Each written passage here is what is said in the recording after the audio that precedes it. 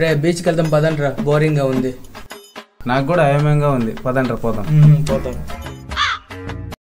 రే అక్కడికి ఊపుకుంటూ వెళ్ళిపోతున్నారు. బీచ్ ఏదేమైనా మీ ఇంటి పక్కన ఉందా? సరేరా నీ బైక్ తీ.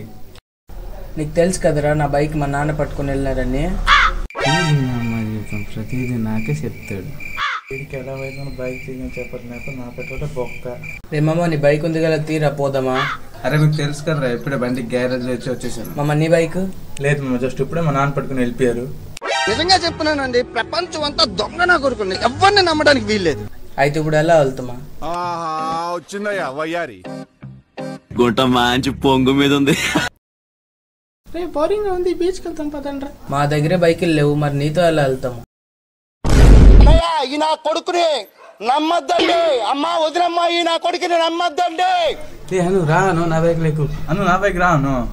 రాను నే రాను. నా బండి బే, నా బండి బే, నా బండి బే, నా బండి బే, నా బండి బే, నా బండి, నా బండి. అమ్మా రామమ్మ, కొద్ది పని ఉంది. సరే వెళ్తున్నాను. నికృష్టుడా, దరిద్రుడా, అమావాస పుట్టినోడా. నీ బైక్ గ్యారేజ్ ఉన్నాంరా, మీ నాన్న వచ్చేసారా? అంటే అది నా పెర్ఫార్మెన్స్ మీకు నచ్చినట్టయితే 5555 SMS రావట్లేదా?